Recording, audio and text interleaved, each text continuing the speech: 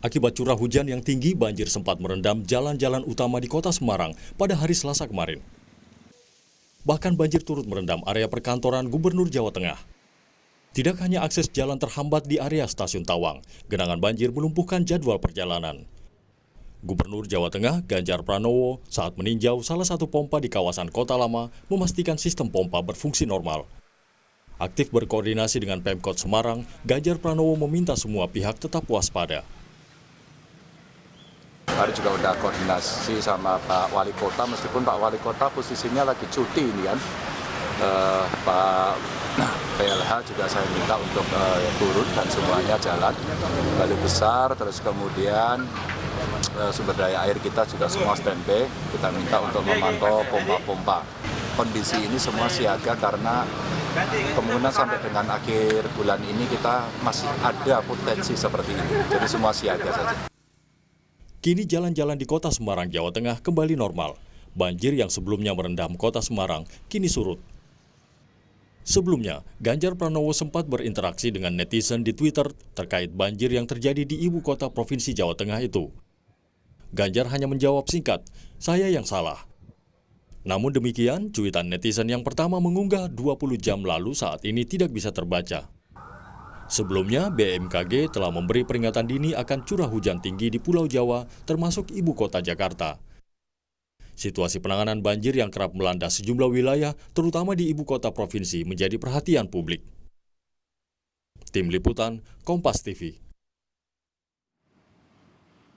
Saudara, Kota Semarang kembali terendam banjir. Kali ini banjir bahkan sempat merendam sebagian area kantor Gubernur Jawa Tengah. Ganjar Pranowo pun, sang gubernur, dalam akun Twitternya sempat menyebut, "Saya yang bersalah." Mengapa Ganjar Pranowo mengaku salah? Benarkah banjir ini salah Gubernur Jawa Tengah? Kita akan berbincang dengan Gubernur Jawa Tengah, Ganjar Pranowo. Selamat malam, Pak Gubernur, Pak Ganjar. Selamat malam, Mas Aiman. Iya, sehat selalu. Pak Ganjar, ini sempat kemudian ramai isi tweet yang kemudian mengungkapkan saya yang salah, semua sudah bekerja dengan baik. Ini ada dua interpretasi. Yang pertama, frustasi karena banyak dihujat. Yang kedua, ingin kemudian menunjukkan perbedaan dengan jawaban dari Pemprov DKI Jakarta Anies Baswedan. Saya harus langsung mengatakan itu. Nggak ada hubungannya. Semua kan memang dengan selera masing-masing ketika seseorang bertanya atau saya menjawab.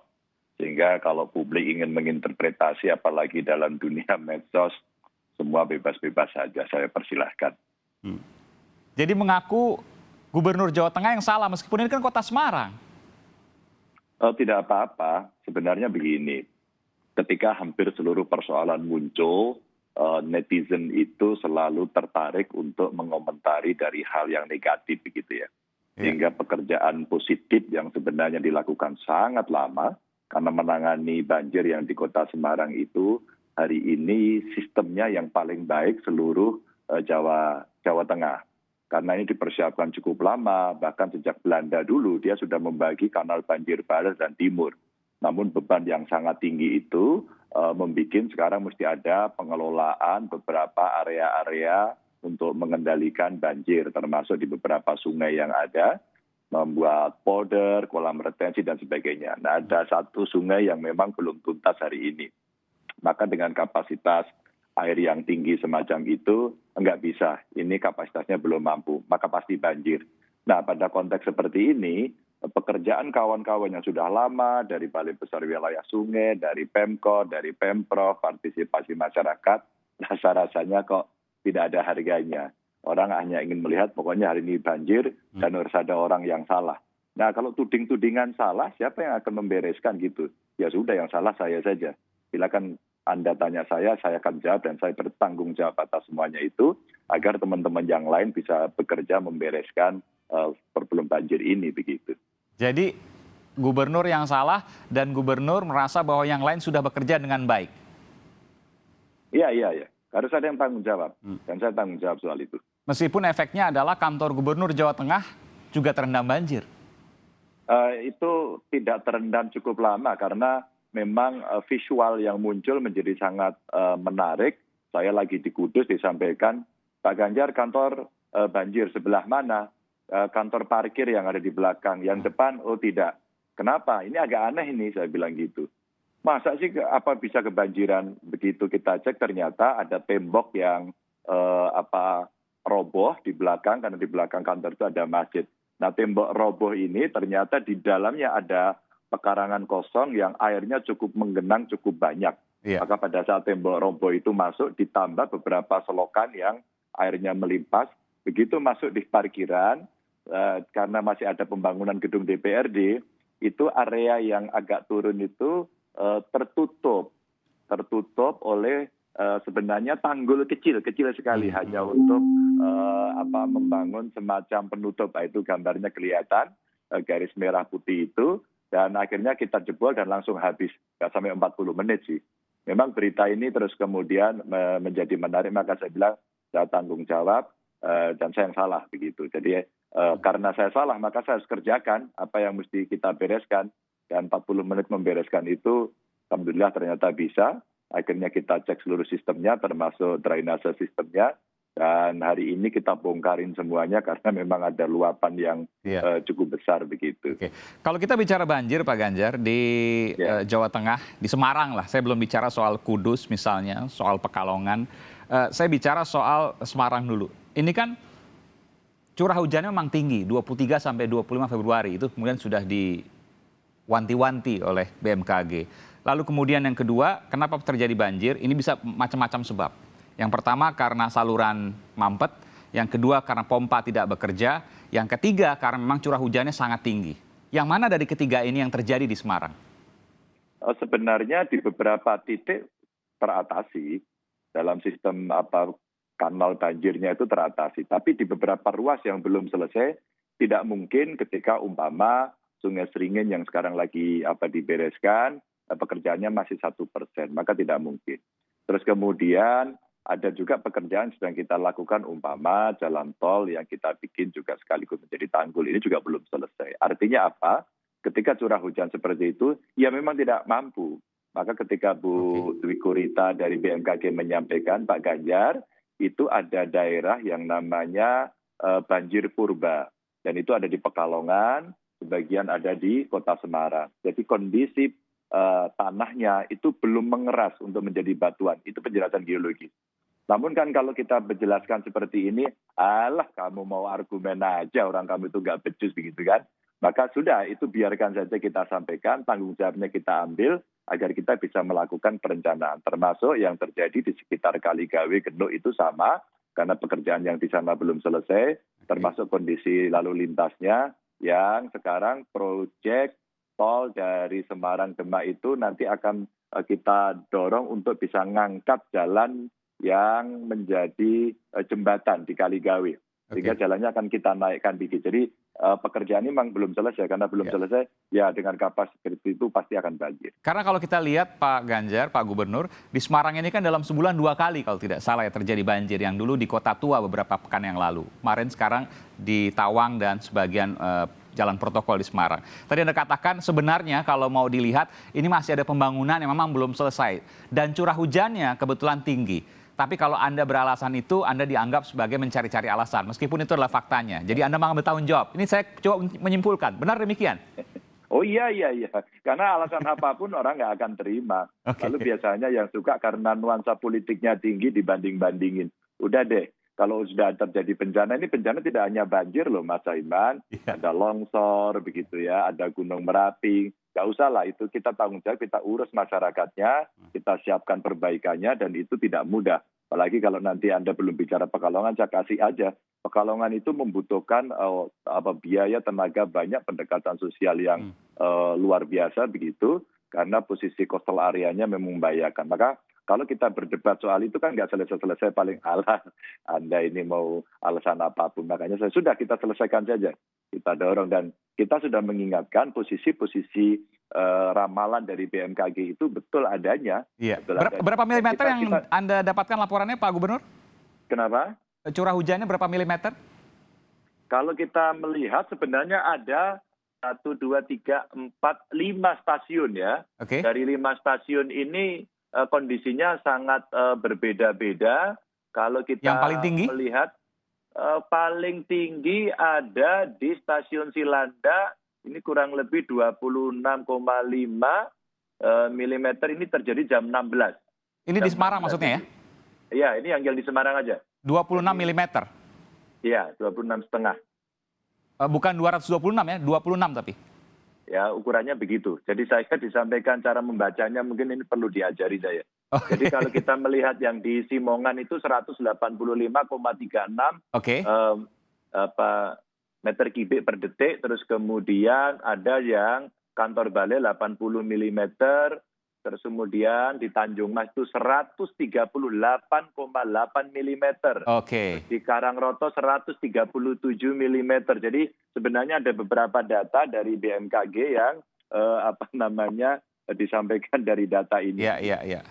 Memang curah hujan tinggi dari 100 sampai 150. Jakarta kemarin 226 mm. Meskipun juga ini kita bicara tidak hanya Semarang, ada juga misalnya Kudus, Pak Gubernur. Kudus ini sudah 3 pekan terendam banjir. Apa yang terjadi di sana? Ada Kudus, ada Pati. Ini saya jelaskan sekalian ya.